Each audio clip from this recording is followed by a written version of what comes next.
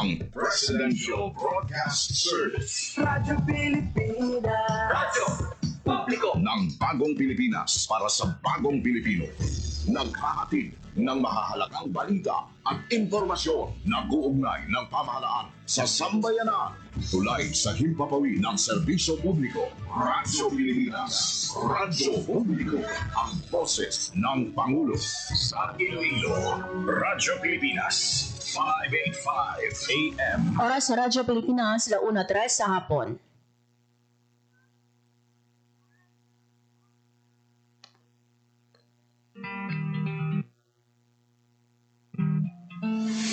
Adlaw-adlaw, Lunes tugtog Biyernes, pagdulong sang mga balita.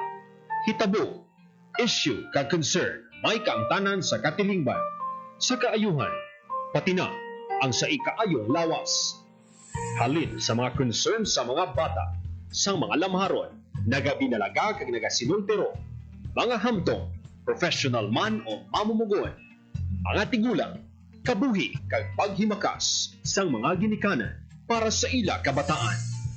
Pag-ulikid sang panwa, pagtingog sang magkasimanwa, para sa ikaayo sang ila kahimtangan. Ini ang Balitang Sosyal.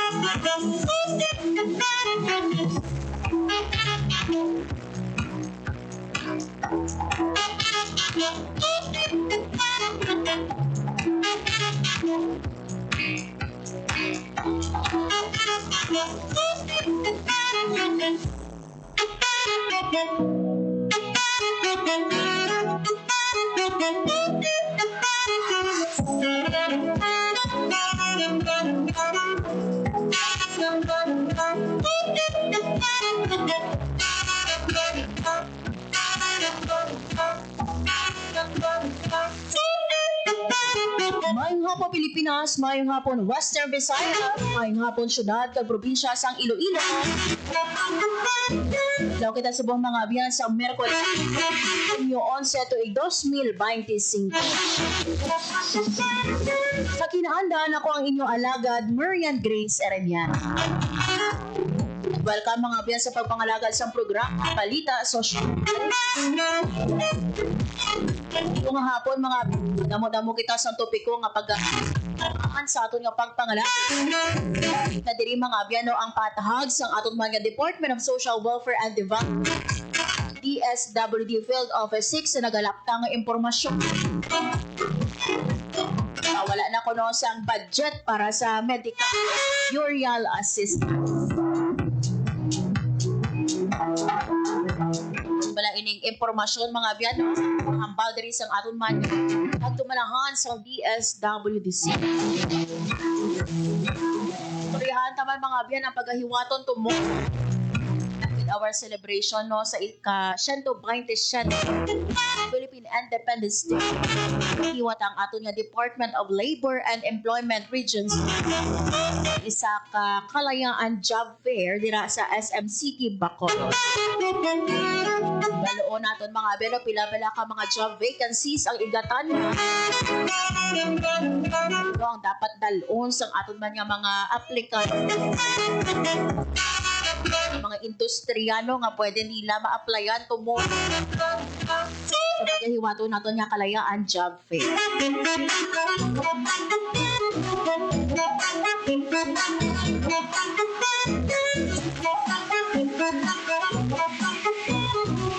Magakuha makita mga biyan later on sang update no sa nagapadayon naton nga enrollment period kag Brigada Eskwela. Gusto ang pagbukas sang klase sa Lunes, June 16. Kaupo naton sa aton nga pagpangalagad ang aton nga Regional Information Officer, Sir Hernani Escalargen. Isang tanan niya ini mga biyan magakuha kita na isang pinaka-latest nga lakad sang panahon kaupod ang aton nga Pag-asa Iloilo. Radyo Pilipinas. Sa atong pinakalinya, Sir Charlie Depras ang Pag-asa Iloilo. Sir Charlie, good afternoon. So, ngayong hapon, dahil nga po sa kanya ito naman isang Radyo Pilipinas. Yari pa na kaulingan ka sa panahon, pero may down, yung sa LPC. Ang tropical depression, nga kung dinamonitor, uli na sikatan, sa Osman na, develop na ini into tropical storm. Uli na sikatan, niya sa 65 kilometro, nakatunggan sa Palis. May kapasugan niya hangin na sa 65 kilometro per hour, sa sentro. May pagkatos naman nakalagad sa 5 kilometro per hour.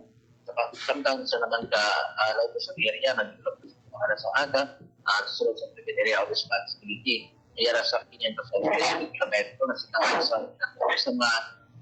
sa infrastructure Quezon. Ang siningang sistema, wasang Visayas. At mga experience sa magalungkot na nakaitan, yung mga scattered mga kagulan, pag-prinatag o sa southwest. So, para sa rakap ito, batas kung naman nihagin, pagkali na maganda na katunggan. Maganda na sa mga sarakap ito, na sa kanyang pagbalon sa nadagatan. At sa atong na temperatura, nasa 25 to 28 sa grado. At daw nagabot na, alas 5, sa aga, magdadulog alas 6, to siguro sa hapon. Check out ulit na ko lang ilakas sa panahon ni Gadri sa sa early day. So Charlie, klaruhon ko lang, may ara kita sang LPA sa sulod sa nga par subong nga adlaw. Ayos ma'am, nag-develop niya alas 8 kayo na sa aga. Alas 8, mas sa monitoring ang yun nga LPA, kanabukan natin sa mag-develop ito tropical depression for us.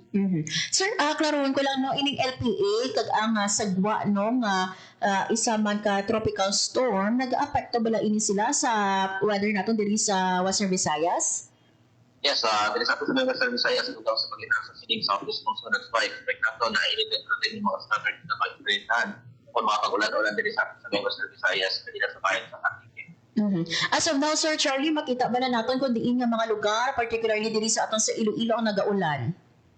Yes, as of now, diri sa ato sa Iloilo, wala pang kita nga malaman yung mga pagulan sa pero kung sila sa mga nila sa hapon, asa karon sa Sir, padayon no ang pag-iwat natin sa enrollment kag Brigada Eskwela anong lauman nga panahon no sang aton man nga mga ginikanan no mga manunudlo kag sang aton man nga mga estudyante sa mga masunod nga inadlaw, especially sa opening of classes naton sa Lunes. Yes, sa karon pipili ka sa office mo sa nato na padlay ka sa aton yung mga parang kasanawas labi na sa aton mga bayan aton tigla sa tapat sa hapon labi na sa aton mga pagulan kada tawad man maraming may mga extra mga resorts. Okay. With this, Sir Charlie, madamog nga salamat. Welcome, may napon sa lugar. Radyo Pilipinas. Publiko, Radyo Pilipinas. There you have it mga biyan si Sir Charlie De para ang ato nga water observer sa Pag-asa, Iloilo. Sa mga biyan no, ka low pressure area ang nagsulod no, sa Philippine Area of Responsibility kay Inasang Aga. According mga biyan no, kay Sir Charlie, mga biyan no, ining LPA no, nagadalaman sa plan no, on top pa sa Southwest Monsoon. Nag-aapekto mga sang aton nga weather. Mga ginikanan nato no nga mag-upod sa aton nga Brigada Eskwela o kung inlo no ulig sa aton nga mga buluthuan, mga public school. Make sure no nga nagadalagin sa inyong payong, inyong jacket. Same through with our mga teachers no nga nag-review, nag-ready na sa mga hulot klase para sa opening of class. Forget to bring your umbrella. Siyempre, no, sa mga nanay man nato dira no, mga parents naton, mga guardians, di wala pa nakabakal sa mga school supplies ha, i-include gid ang payong inyong kabataan. Subong mga biano nga June ang start man no, sa pag-ulan-ulan. Balaan ko niya sa una no nga mag-start na ang klase kiti ulan na. Komentarya kita no kag high school. Basta gani magsunod na ang bulan sang June, day of class. Nagaulan na. Subong mga abyan no, according sa aton nga Pag-asa, ba nato no ang rainy days. Ang pag-ulan-ulan no, from time to time. No, hindi gid pagkalimtan magdala sang inyo nga pay.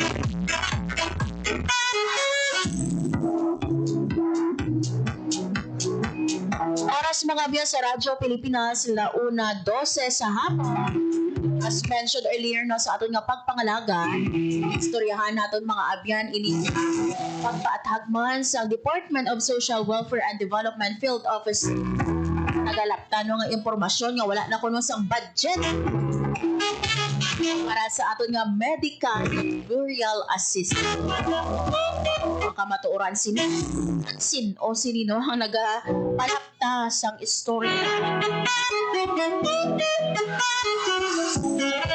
Warning man sa aton mga abang ako wala gani sang official nga statement or confirmation coming mga ahensya sang gobyerno. In this case no sa DSWD hindi kita magpati-pati. Nakabalo no ano ang tinutuyo sang sinhiman nagpalapta sang istorya. Pero mga biyano may klarifikasyon diri may paathag ang ato nga DSWD. Mga biyano pamatian naton ang sabat diri ato nga Assistant Regional Director ARD for Operations Catherine Joy Lampreya sa impormasyon nga kung wala nagman gidman no wala na bala budget ato nga DSWD for our burial medical assistance. Pamatian naton si ARD Lampreya. Iniyak like ang tanan sa isyu nga wala na kuno budget ang DSWD Region 6 kag naguntat na ang pagpanghatag sang medical kag burial assistance. Gusto namang klarohon nga ini hindi matuod. Padayon ang paghatag sang bulig sang DSWD Region 6 sa mga eligible nga benepisyaryo, ilabi na gid sa medical kag burial assistance.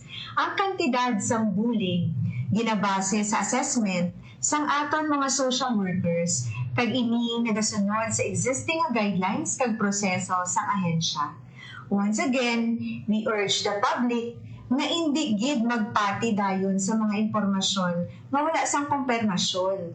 Para sa husto nga detalye kag official updates, please follow official Facebook page sang DSWD Department of Social Welfare and Development kag DSWD Western Visayas. Makig-amot lamang sa aton mga authorized social workers kag personnel.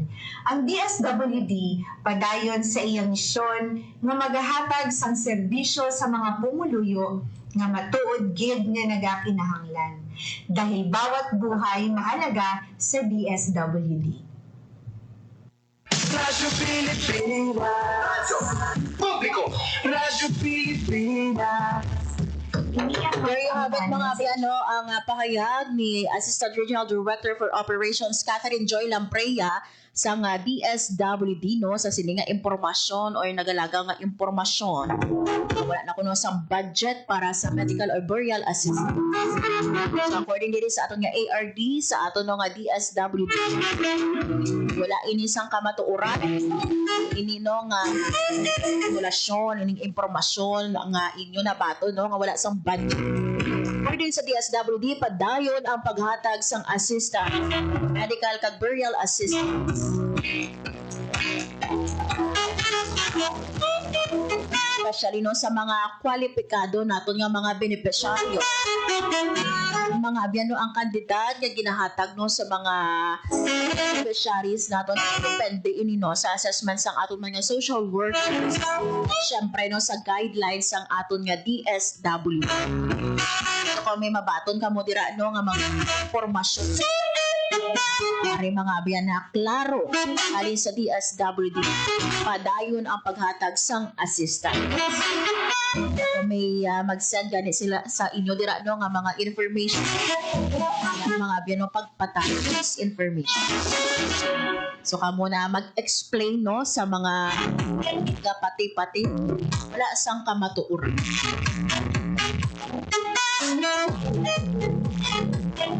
Oras mga biyan sa Radyo Pilipinas Launa 16 sa hapon.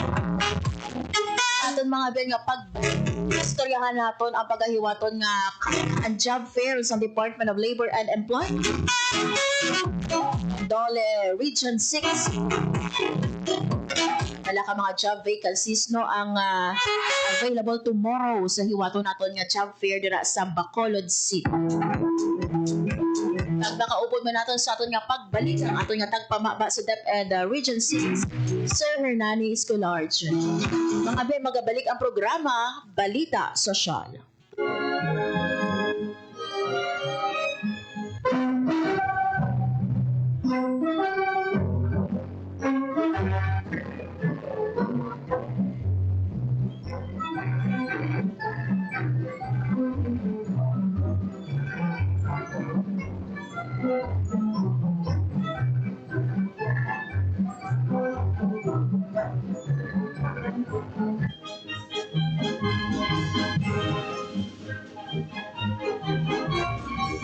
Hunyo 12, 1898.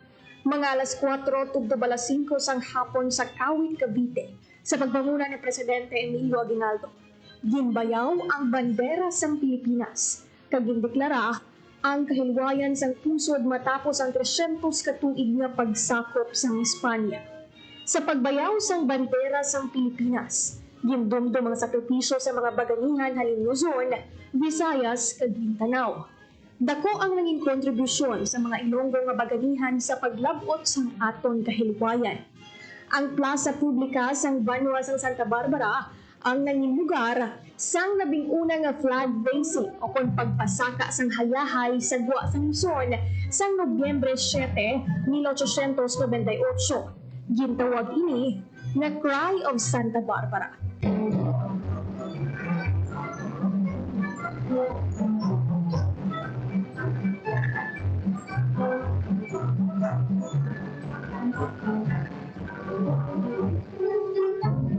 Disyembre 25, 1898. Nagsungka si Governor General Diego de los Rios ang Espanya kay General Delgado kagidhiwat ang flag raising sa Plaza Libertad. Matapos ang halos 126 katuig, padayon nga nagabuylog ang mga Ilonggo sa pagdumdum sang adlaw sang kahilwayan sang pungsod subong ang Hunyo 12.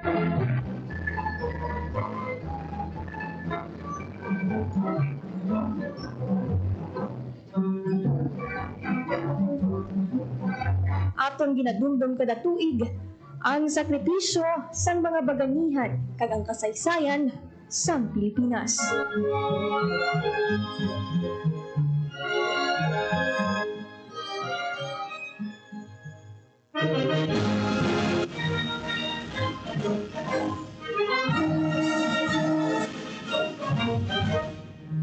Sa tunga sang moderno nga panahon sang teknolohiya, kabay nga kada isa sa aton, tigulang o kon bata, padayon nga dumdumon sa aton tagipusoon ang nanging sakripisyo sang mga Ilonggo nga baganihan.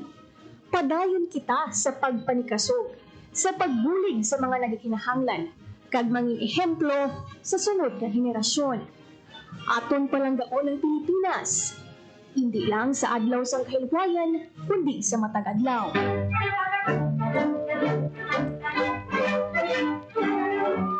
Mabuhay ang Pusod Pilipinas!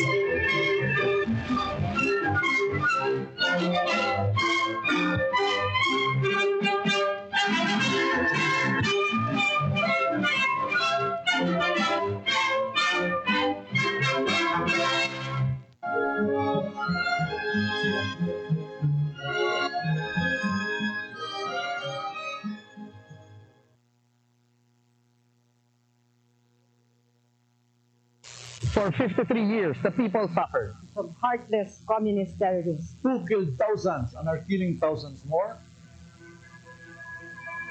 They destroyed families, our youth, and their dreams. There should be accountability for human rights abuses and ISL violations. Our people have had enough of this senseless violence. Thousands have already surrendered for genuine peace and development. Together, victory will be ours. Banta sa kalusugan na dala ng COVID-19 ay seryosong binabantayan, pero huwag kalimutan ang ibang sakit na sanhi ng baha at pag-ulan. Dengue. Dahil sa pag-ulan, maraming mga areas na umiipon yung water. Leptospirosis dito sa Pilipinas, very common sa atin ang pagbaha. Ugaliing maging malinis sa katawan at malinis sa kapaligiran. Sa ganitong paraan, siguradong sakit ay maiiwasan. Hanapin natin yung mga breeding ground where insect repellent, baon tayo ng bota, or hintayin natin mawala yung baha. Ngayon, mas nagugugas yung mga tao, mas better yung hygiene. Tayo ang simula. Sa pagiging malinis at maingat, ating malalabanan mga sakit na hatid ng pabago-bagong pihit ng panahon. Isang paalala mula sa Radyo Pilipinas. Lola, ano po nangyari nang malaman ni Tibo na nangingitlog ng ginto ang kanyang gansa araw-araw? Nang malaman ni Tibo na nangingitlog ng ginto ang kanyang gansa, tinangka niya na kunin na kaagad ang lahat ng ginto na iiitlog pa ng gansa. Eh di namatay po ang gansa, Lola? Tama.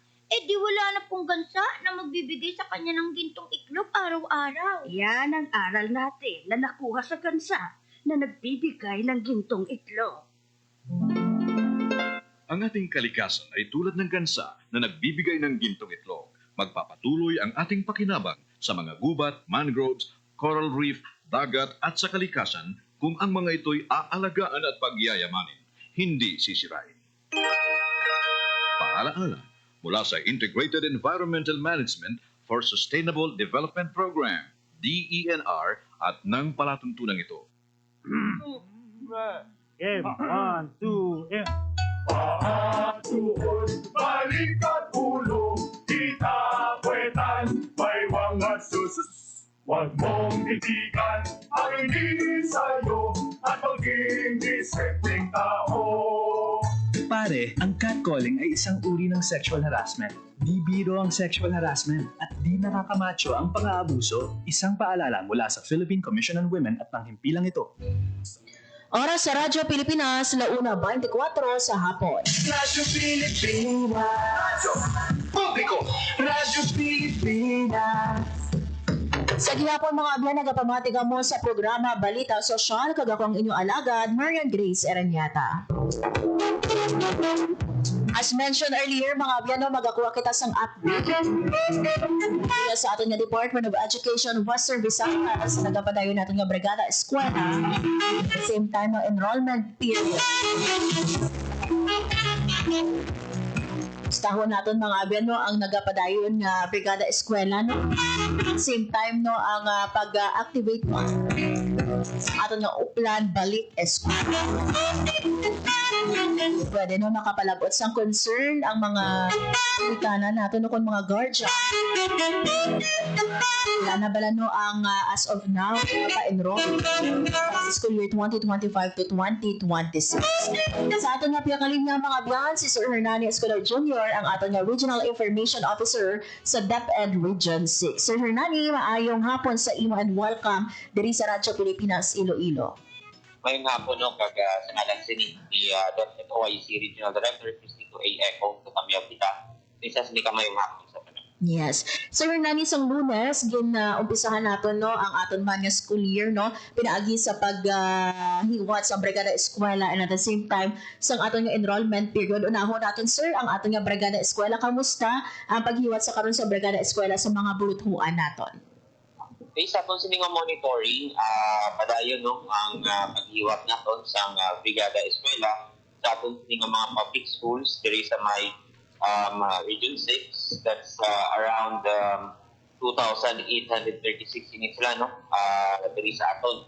Magsikita nga Region 6 subong Mamirian, we are only referring to panag-indi maras naton ng mga division offices. Kaya matamat na nga gina-transfer ang aton sining ang operation sa mga divisions naton sa Negros Occidental with that of NIR region. So currently, based sa pag-check sa aton sa mga information officers sa field, madamo sa mga stakeholders and partners and volunteers na nagkakato sa aton sa mga eskwelahan. Some of them nag-donate sa learning materials, ang iba nag-spend time agad sa nga matiluan, ma-arrange kag ma-maintain ang upkeep sa ating mga eskwelahan. But most important nga factor gid sa aton sining Brigada Eskwela is that this is a bayanihan way, our bayanihan way of ensuring that we will provide a conducive learning environment sa aton sining mga kabataan sa pagbukas ng aton sining klasihan. This is more than just pagdinig patindog, but this is more of providing a helping hand agad sini nga ma-ensure nato no that mahatagan nato no sang negatibo sini na pagtuon ng kabataan nato, particularly mahatag nato no ang literacy and numeracy na dapat matutupin natin sa ila once they are within the system of our schools. Yes. Sir Hernani, klarohon ko lang ha, hindi pwede or wala ginabawalan ang pagbaton sa donation, pero ang ginabawalan ang isang mangayo. Yes. Kita yun, sa that end, may harap itagay nga kung sabihin, bawal no correction policy sa side sa atong sining nga mga personnel. But siningon, hindi kita pwede mag-initiate. But kung may mga stakeholders kita, partners, benefactors, individuals, government agencies, non-government organizations, nga gusto nga mag-donate sa ating school, pwede hindi na iya. Pag wala iniya ginabawal. We are open to that. Even yan, ino ko tanong sila na Miriam, ang Brigada Eskwela is not just a one-week activity. Yes. Intensify lang natin ini siya during the week preceding sa ating sining opening of class. But kung tanawon sinin natin, year-round ang atong Brigada Eskwela. Kung silingon, kung may mga individuals and organizations na gusto yung mag-donate sa eskwelahan, yung ilan na hamutan, pwede kita maka-coordinate sa mga school head. So ano ang mga pwede i-donate sa mga, for example, mga alumni naton o kung mga private individuals or stakeholders naton, sir? What we encourage right now is that taking focus natin sa buong literacy and numeracy, kung may mga resource materials sila, mga charts, learning aids, anything mga makabulig sa pagtuon sa atong kabataan, ang mubi ng atong sinig na encourage kit ihatag meaning mga notebooks, school supplies, kaya kita ko ini siya mabulig mamirian sa ating mga kabataan.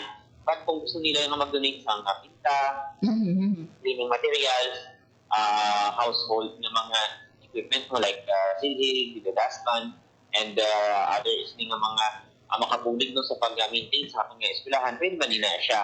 Depende na yan sa aton nga mga stakeholders kung ano sini ang ilang gusto ihatag sa aton nga mga eskwelahan. But what we encourage right now is ang materials nga maka-help yun sa pagtuon sa aton mga kabataan. Sir, sa aton nga mga buluthuan as of now, kamusta man ang aton nga preparasyon, especially sa sinintig ululan naton sa mga schools naton? Actually, ready na ang atong mga schools, particularly our public schools sa pag-cater sa pagbalik sa atong mga kabataan next week. But we know, during this time, wet season, damo sa mga emerging diseases and waterborne diseases, gamit ng dengue, leptospirosis, mayroon kita subong scare sa mpox. So, atong sige nga kung atong mga schools, as much as we want, na-provide din natin ang necessary sini nga mga necessary nga mga guides sa mga learners kaya sa pag-maintain sa hygiene, paghugas sa kamot. Inisay na siya nga liwat-liwat natin. But we are also following the guidelines coming from our local health authorities. Magsiling kita nga local health authorities, this includes ng DOH, ang ating nga municipal and city health offices, pati yung mga barangay natin, ng mga barangay health workers natin.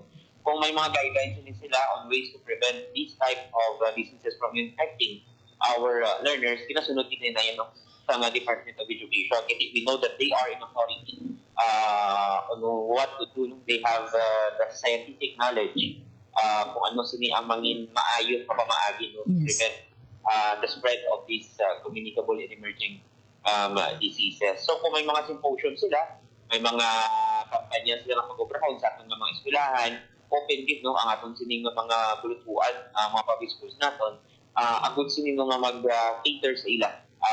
Agud kag subong man atong mga learners, we will have them attend this type of activities kasi we know nga makabulig din sa ila. Not only that our learners will learn on how to prevent this type of diseases, but also ma-share man nila sa ila sining mga utol, sa ila mga ginikanan.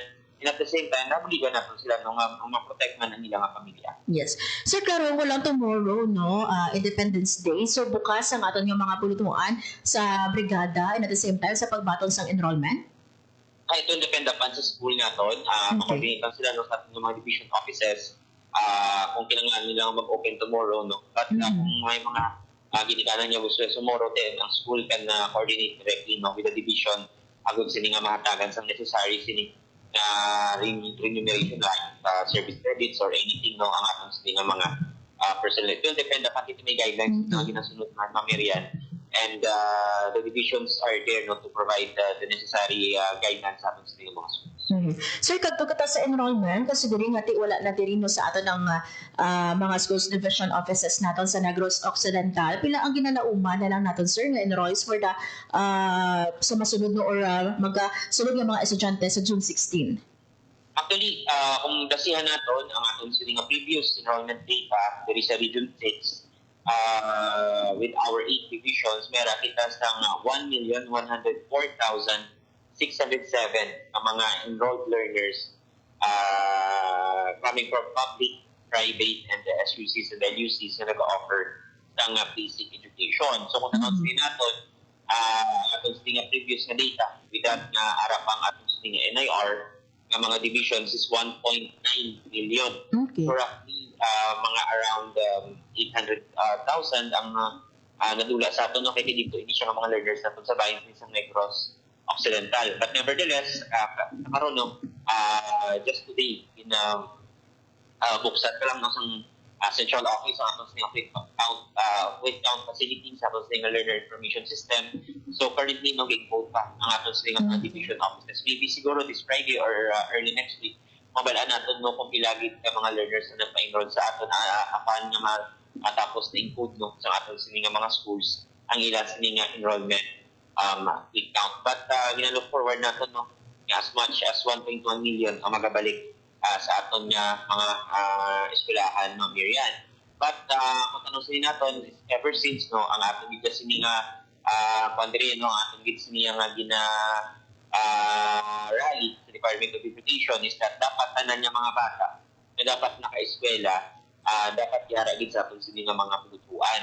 That's why wala kita nag-target kita no, either malapawan natin or maglubo kita sa nga number, but rather we campaign on the idea na dapat tanan nga bata iara sa atong nga mga eskwelahan. So we try to avoid ng mga out of school youth, mga bata nga hindi ka eskwela because of reasons beyond control yan no, depend like pinamilya nga rason. But ang tanong sa nila, kampanya man natin, hindi libre ang education sa ating mga public schools. So wala sang rason nga ang atong mga ginikanan hindi nila mapa-enroll ang ilas nga mga kabataan.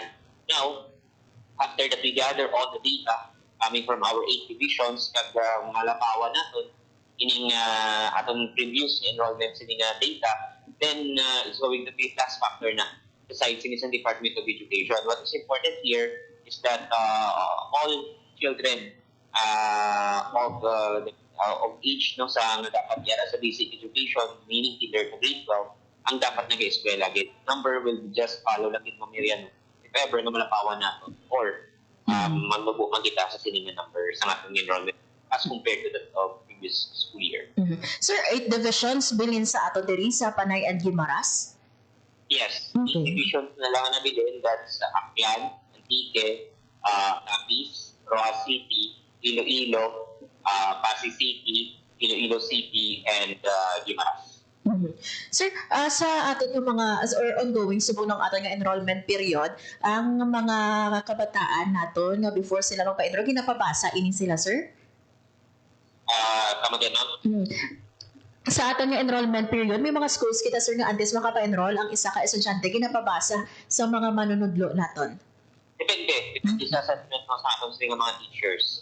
Ang ginatanaw pa na siya no, kung kamusta ang literacy and numeracy sa bata. But kung tanong natin, previous report card will somehow tell no, kung ano ang educational status sa isa sinika bata. But sometimes, may mga gina-check lang no, ang mga schools or mga teachers natin sa start sa kabata. So, pwede na siya. But ang importante lang dari Miriam is hindi siya naman ikupang kung hindi maka-enroll ang isa sinika bata. Kung silingon, atong mga public schools, hindi pwede mag-bingot sa enrollment sa kabata. Yes. Sir, may anak kita pagbago sa mga programa naton or any services or programs sa DepEd Region 6 considering nga may bago kita subong nga OICRD? Actually, sa level no, sa regional office, binarali sa atong regional director is that we're going back to the basic. Kung siningon, ipa natin no, ikampanya din natin, kagi-champion din natin diri sa Region 6, ang literacy and numeracy. Ang mga na pinaka-importante sa iya.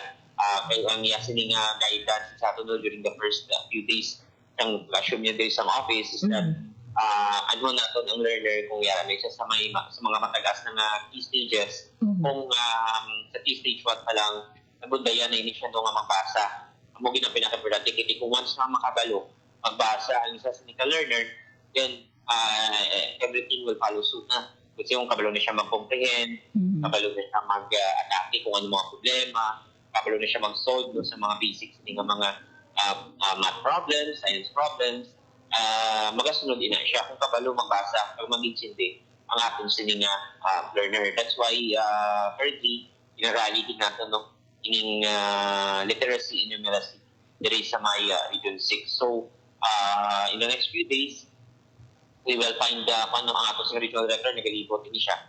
Agad sini nga ma-check na kung kamusta ang pagtudo sa ato sini nga mga kabataan. Even ganun, during the Brigada Eskwela, may mga schools siya nag-visit sa bahay sinisang Aklan. Agad sini nga ma-check on how they implement Brigada Eskwela and how prepared are they sa pagbalik sa ato sini nga mga kabataan. Yes. So Hernani, sa subong masako na ang baklanay sa mga school supplies naton, even mga school uniforms naton aluyag ko lang sir ipamangkot iniliwat nga hindi required or hindi kinahanglan sa mga bag-o nga mga bayo or kinahanglan sa school uniform nga suksoko ang mga estudyante naton sa pag abri klase naton.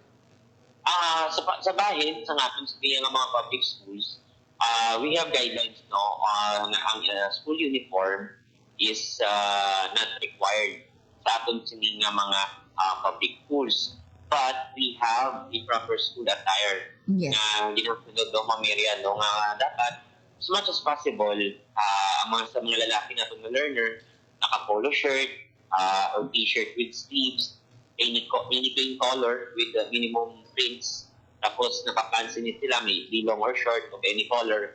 Ang footwear nila, naka-indicate na sa memo ng any. Kung singon, kung anong sapatos nilang available, then they can use that. For girls naman yan, dress, skirt and blouse and pants of any color and any print, pwede na siya. Kagang footwear, any man kung anong available. But it doesn't mean man na ginabawalan ang pag-suksok sa uniform. Yes. Kung ang sa ginikanan niya, gusto niya gidya, nga mag-uniform ang iyang bata, either patahian niya or may existing na, they can still wear their uniform kung gusto nila. Ginabawalan lang sa atong sining mga schools, inang mga bayo walang flashy, kung mag-expensive, tight-fitting, mini-skirts, and short shorts, blouses with plunging neckline, hip-hop pants para sa mga lalaki, type sleepwear, amo lang na ang ginabawalan. Kagas mo man mga bayo somehow, hindi inappropriate sa isa sa school setting, Ma'am Miriam. So, ini siya ang mga guides nga dapat sundot sa ating mga ginagawa. As to our school supplies, kung may mga old sila nga mga school supplies, then kung pwede mo lang nilang i-recycle, abot sila nga manikawan ang gasto sa bahin sa ating mga ginikanan, pwede gini na siya.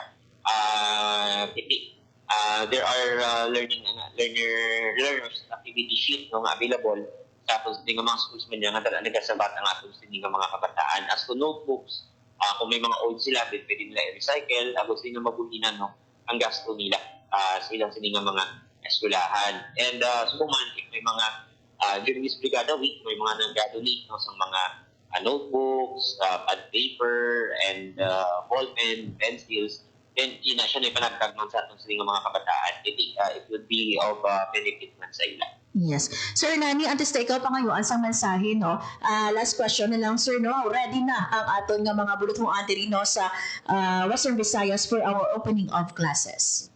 100% ready na ang aton sining mga public schools sa pagbukas sa aton sining klase next week, June 16 for school year 2025-2026. So kita sa DepEd, we will be here to monitor the implementation sa aton sining first day of class sa atong sining 2,836 sa mga public schools diri sa may Region 6. And we have Oplan Balik Eskwela Help Desk na nagaman sa sining mga eskwelahan sa divisions natin, may araman, even as diri sa region, may OB health tests man kita dire.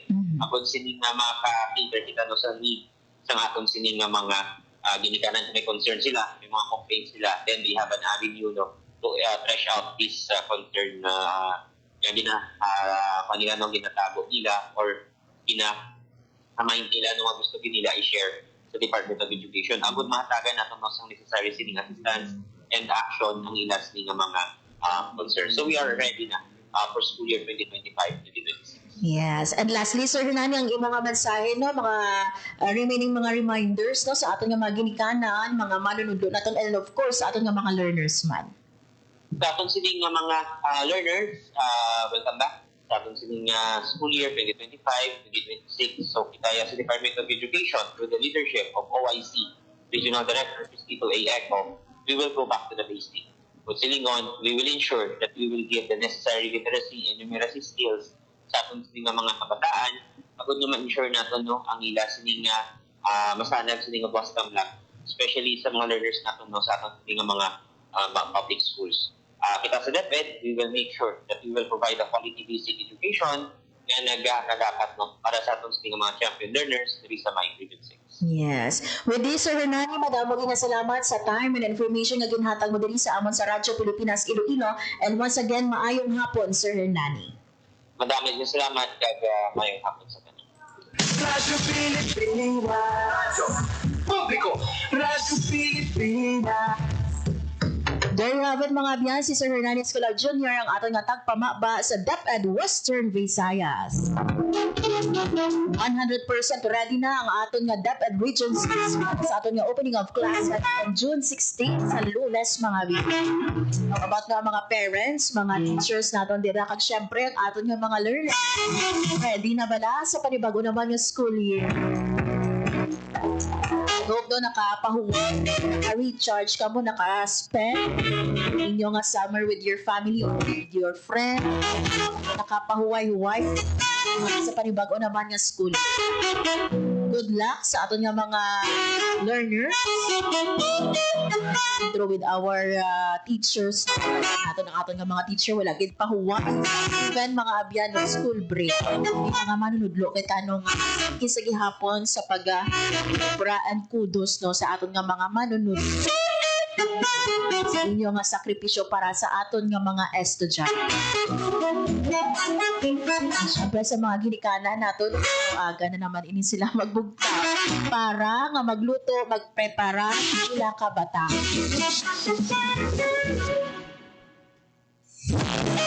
Ano sa aton nga mga parents man dira ay pano nga ito ang mga nabilin nga adlaw no huway-huwayan nga aga na naman magbugta handa no ang inyong kabataan. Again, i-emphasize not only what according to sa Department of Education, kinahanglan bag-o ang tanan halino sa school supply, school uniform. O dira nga mga footwear no sang aton nga mga learner kinahanglan bag-o.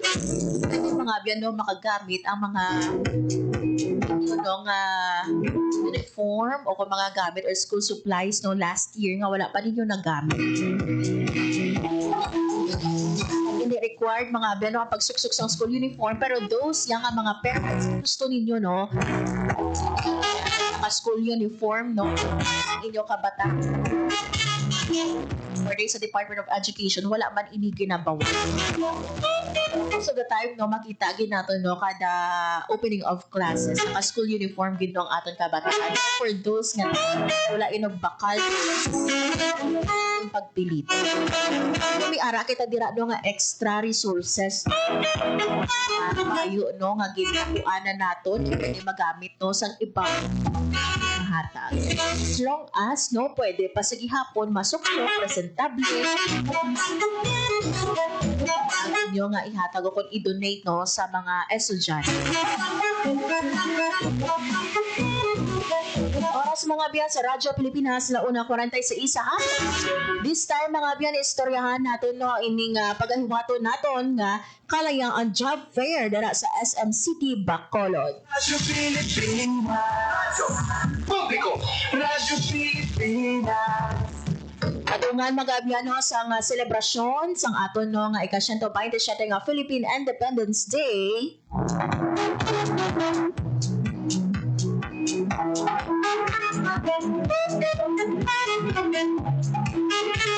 Magahiwat mga abyan ang Department of Labor and Employment o Condolo Region Malaya ang Job Fair 2020 was inino June 12. Sa SMCT Bacoor. Abyan sarang ninyo no sa mga job seeker naton nga luyag no mag-apply. Pwede ninyo mga abyan na ma-scan ang QR code no in a while i-flash namon no sa amon nga screen.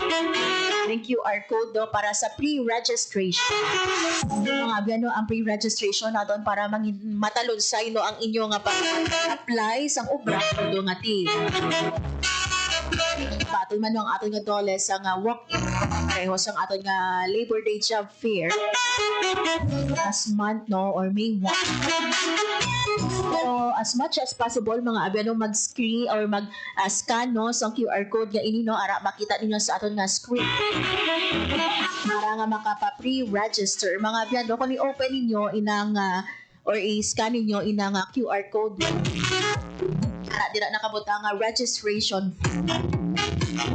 fill out ka mo no sang inyong personal information application as job seeker technical o vocational o kung may other trainings ka mo no nga gipaidalo job preferences pre-assessment scheme